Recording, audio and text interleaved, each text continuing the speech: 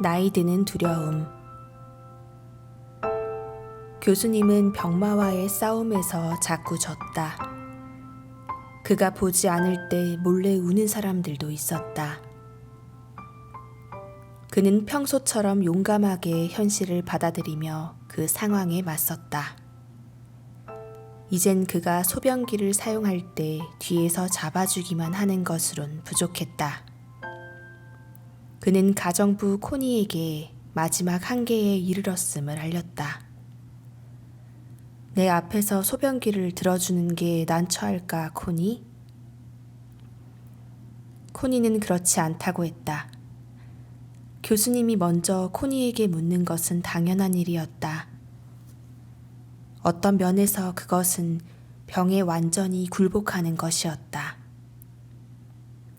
여기에 익숙해지려면 시간이 걸린다는 사실을 그는 인정했다.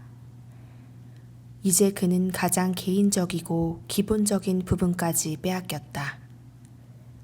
화장실에 가는 것, 코를 푸는 것, 몸의 일부를 씻는 것까지 말이다. 숨쉬기와 음식 삼키기만 제외하면 거의 모든 것을 타인에게 의지했다. 나는 모리 교수님에게 그런 상황에서도 어떻게 긍정적인 태도를 유지할 수 있는지 물어보았다. 미치, 좀 우습지? 난 독립적인 사람이라서 모든 것에 맞서 싸우는 게 기질에 맞아. 그런데 차에서 부축을 받고 다른 사람의 손을 빌려서 옷을 갈아입어야 하니 원. 사실 전에는 약간 부끄러웠다네. 우리 문화는 우리에게 볼일을 보고서 스스로 처리하지 못하는 게 부끄러운 일이라고 가르치니까 말이야. 그렇지만 그때 문득 이런 생각이 들더군. 문화가 뭐라고 말하든 그건 잊어버리자. 나는 평생 문화 따위는 무시해왔던 사람이지 않은가. 난 부끄러워하지 않겠어. 그게 뭐 대수야? 그런데 정말 이상한 게 뭔지 아나? 뭔데요? 내가 남에게 의존하는 걸 즐기기 시작했다는 점이야. 이젠 사람들이 나를 옆으로 눕히고 짓무르지 말라고 엉덩이에 크림을 발라주는 게 즐겁단 말일세. 혹은 눈썹을 닦아주거나 다리를 마사지해주는 게 좋아. 난 그걸 만끽하지. 눈을 감고 거기에 빠지는 거야. 그럼 아주 익숙한 일로 여겨지거든.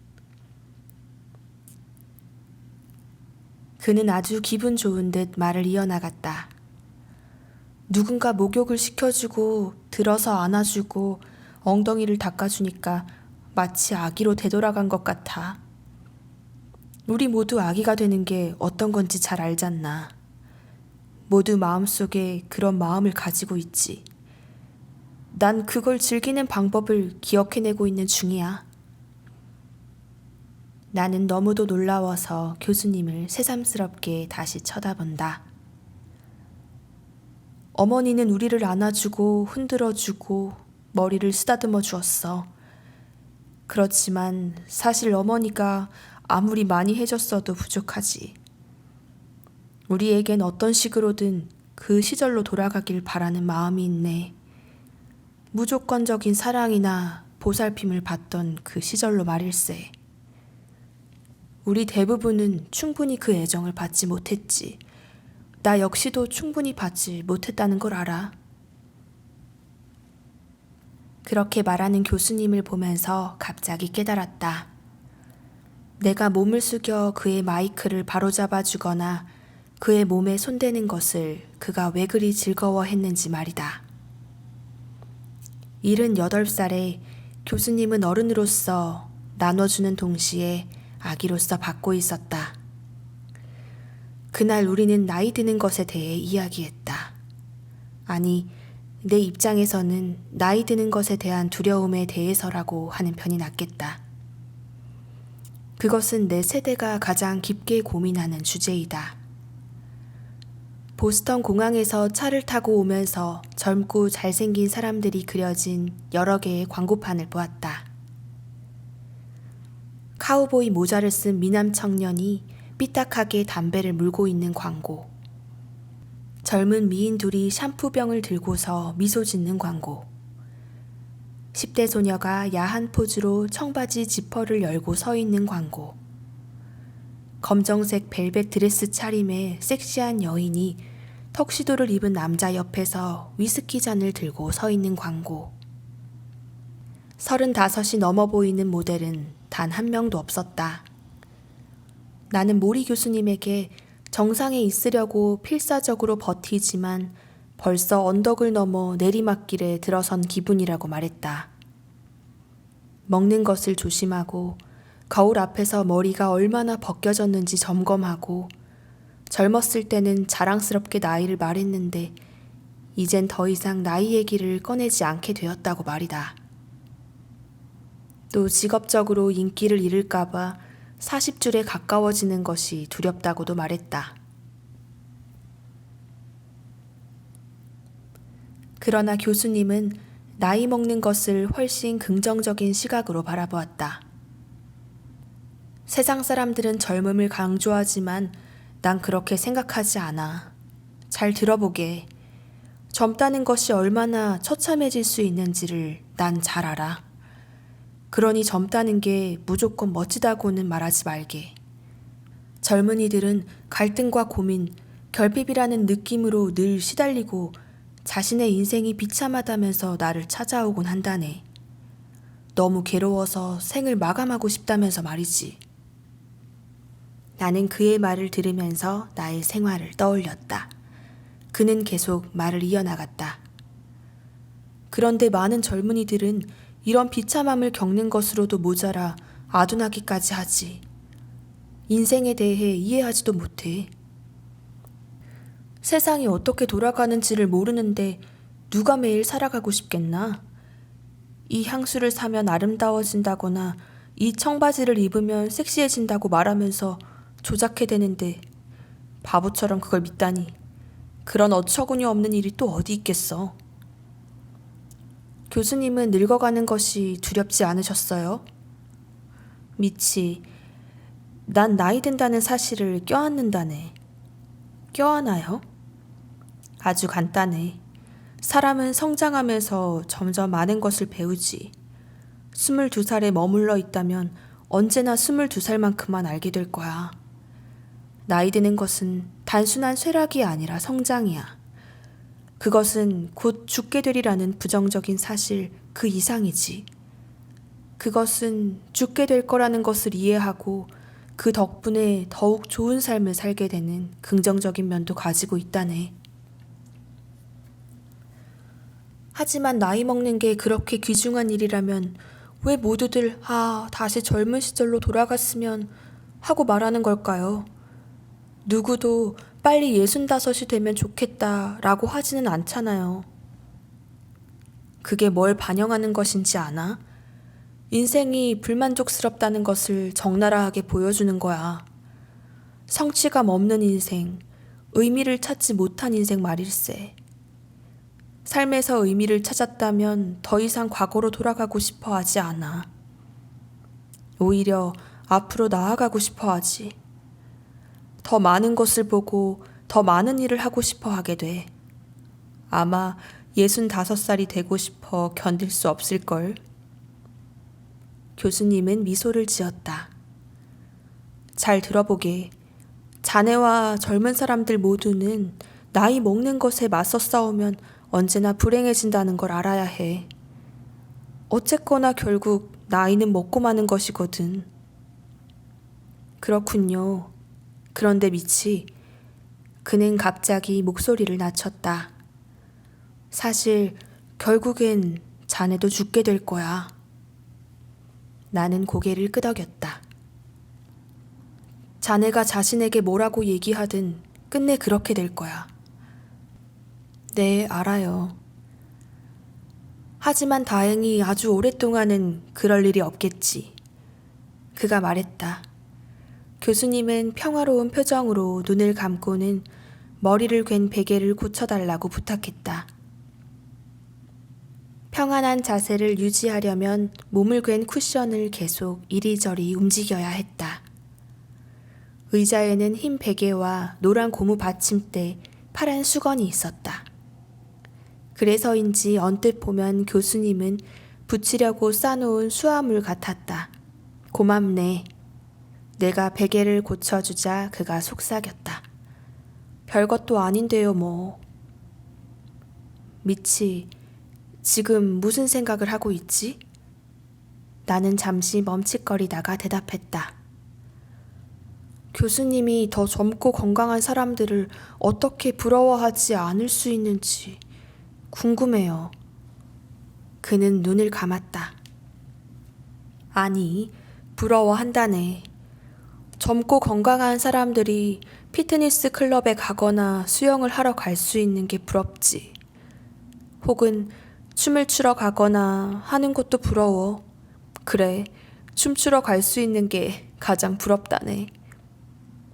하지만 부러운 마음이 솟아오르면 난 그것을 그대로 느낀 다음 놔버리지. 내가 벗어나기에 대해 말했던 걸 기억하지? 그렇게 놔버리는 거야. 그리고 스스로에게 이렇게 말해. 그건 부러운 마음이야. 이젠 이런 마음에서 벗어나야겠다 라고 말이야. 그런 다음 거기서 걸어 나온다네. 교수님은 목구멍에 탁탁 걸리는 기침을 오래도록 하더니 입에 휴지를 대고 힘없이 침을 뱉었다. 그렇게 앉아있으면 나는 그보다 훨씬 건강한 기분이 들었다. 교수님을 밀가루 부대처럼 어깨에 둘러맬 수 있을 것 같았다. 아주 이상한 기분이었다. 이런 우월감이 몹시 당황스럽게 느껴졌다. 건강하고 젊은 것 이외에는 다른 어떤 면에서도 모리 교수님에게 우월감을 느끼지 못했기 때문이다. 어떻게 하면 질투가 나지 않으세요? 그는 슬며시 웃었다.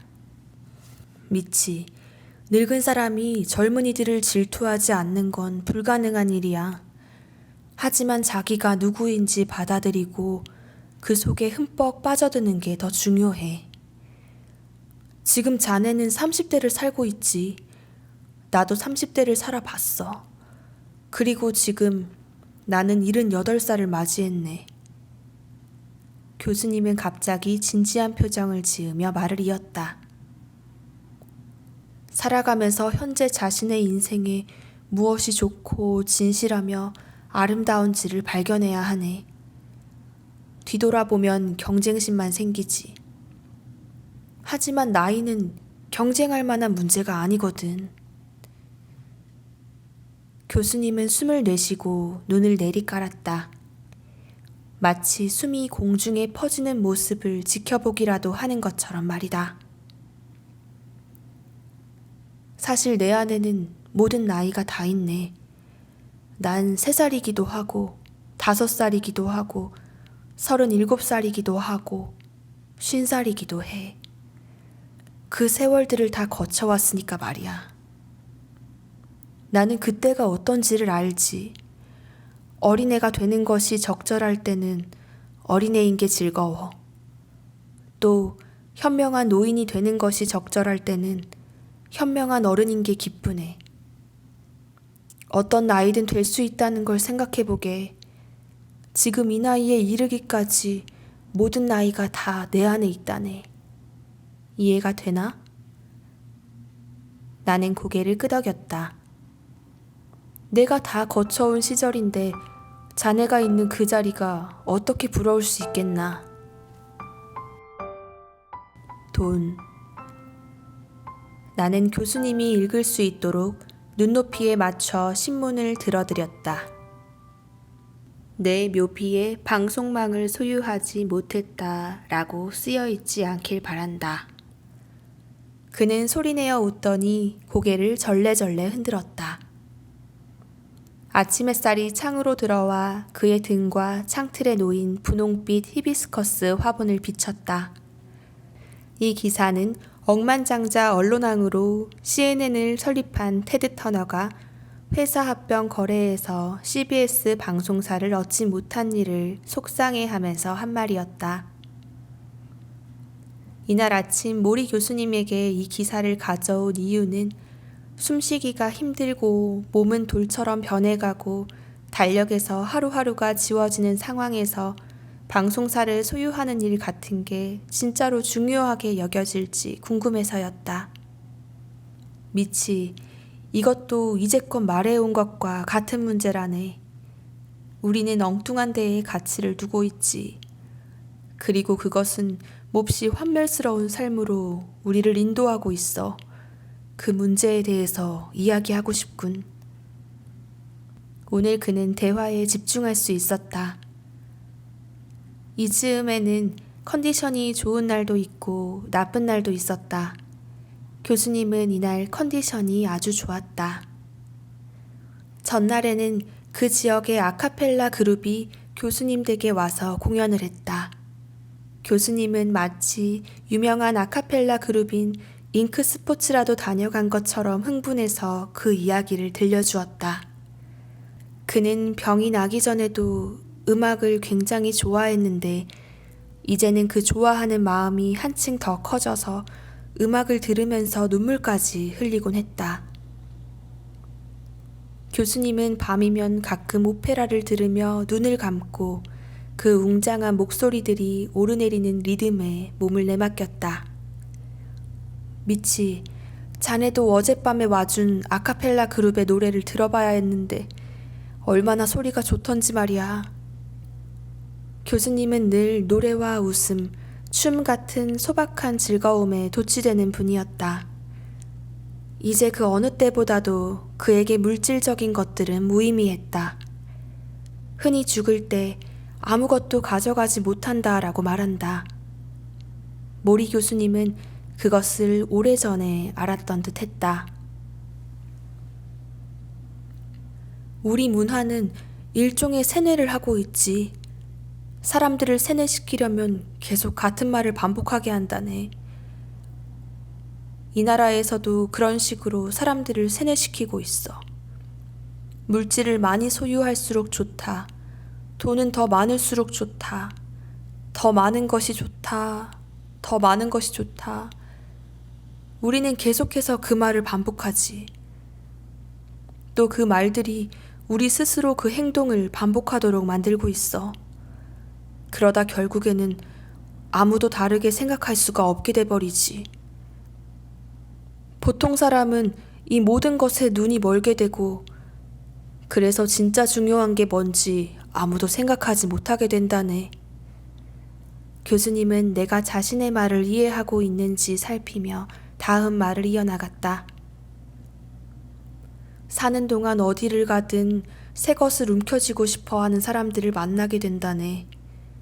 새 차를 사려고 아등바등하고 부동산을 새로 구입하려고 애를 쓰고 최근에 나온 장난감을 움켜쥐고서 그들은 내가 뭘 가지고 있는지 알아요? 내가 뭘 샀는지 알아요? 라고 자랑하고 싶어서 입이 근질근질하지. 나는 갑자기 내 생활이 생각나서 부끄러워졌다.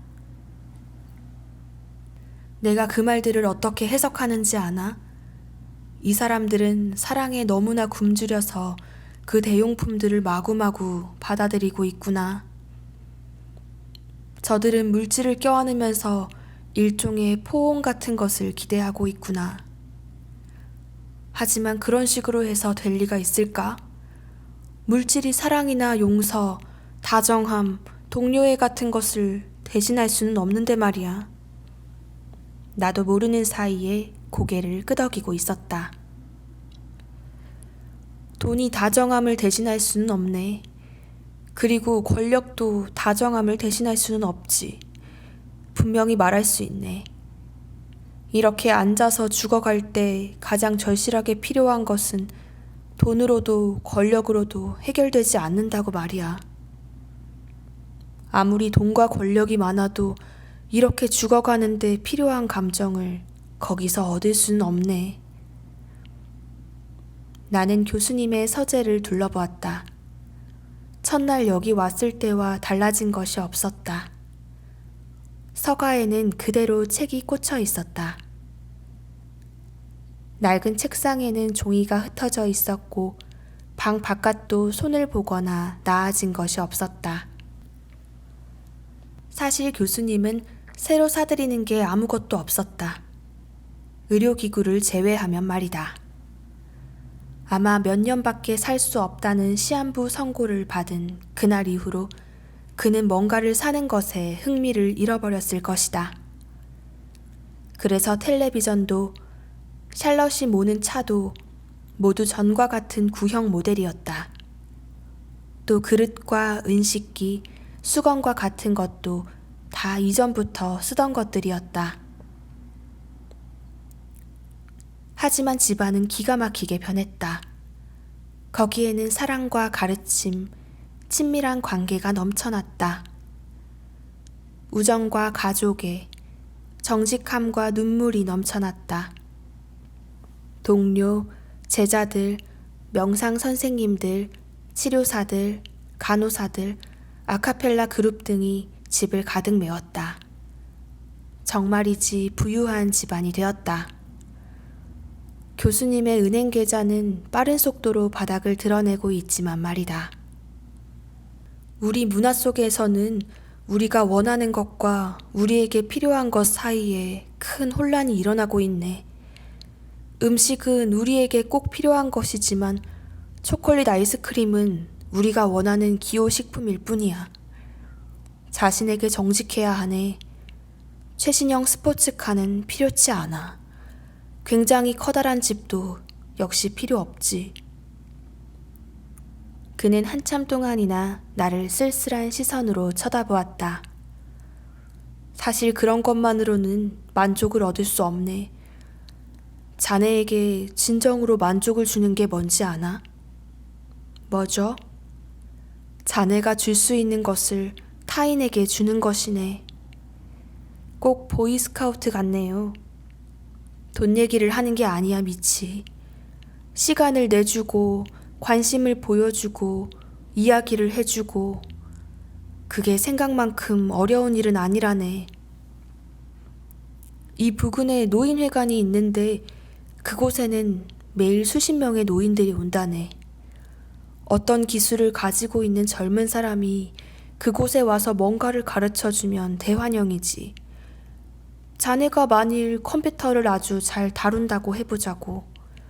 자네가 거기에 와서 노인들에게 컴퓨터를 가르쳐준다면 그곳 노인들은 대단히 좋아할 거야.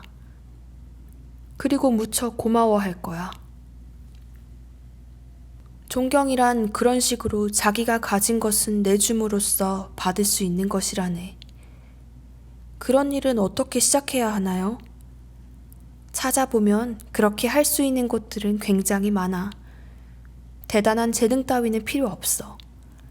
병원과 보호소에는 말동무가 필요한 외로운 사람들이 아주 많다네. 외로운 노인과 카드놀이를 하면 새롭게 자기에 대한 존경심이 생길 거야. 왜냐하면 누군가 자신을 필요로 하게 되니까 말이야. 네, 그렇군요. 나는 착한 학생처럼 고개를 끄덕인다. 의미 있는 삶을 찾는 것에 대해 얘기한 걸 기억하나? 적어두기도 했지만 암송할 수도 있네. 사랑하는 사람들을 위해서 자신을 바쳐라. 자기를 둘러싼 지역사회에 자신을 바쳐라. 그리고 자기에게 목적과 의미를 주는 일을 창조하는데 자신을 바쳐라. 교수님은 방긋 웃으며 다음 말을 덧붙였다. 거기엔 돈 따위가 끼어들 틈이 없다는 걸 알겠지? 나는 모리 교수님의 말을 노란 편지지에 받아 적었다.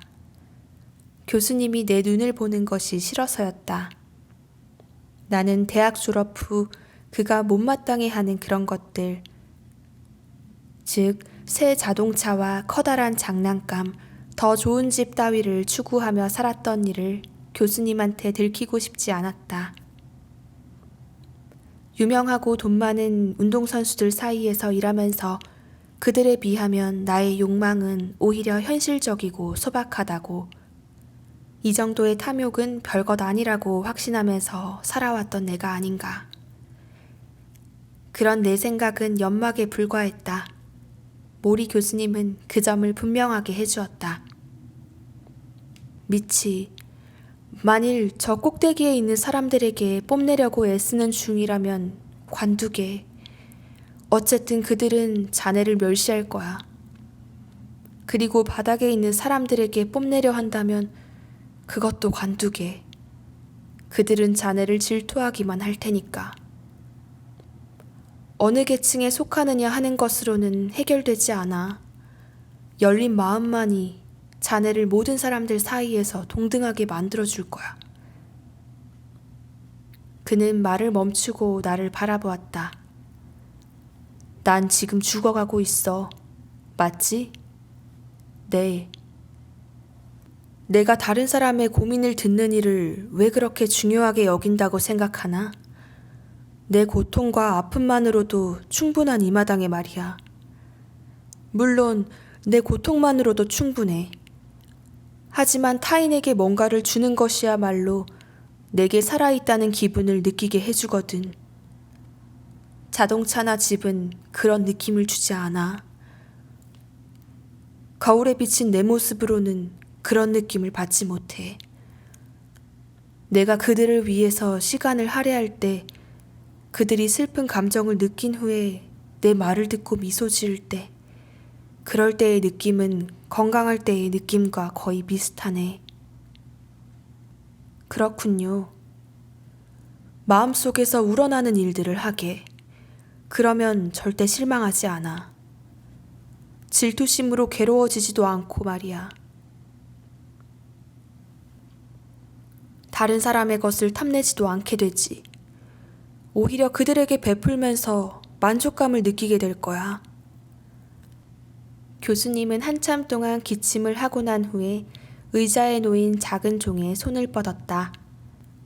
그가 몇 차례 헛손질을 하자 나는 그의 손에 종을 쥐어주었다. 고맙네. 그는 이렇게 속삭이고 나서 코니를 부르려고 힘없이 종을 흔들었다. 이 테드 터너라는 사람 말이야. 정말 자기 묘비에 써넣을 문장으로 이것 말고 다른 걸 생각할 순 없었을까?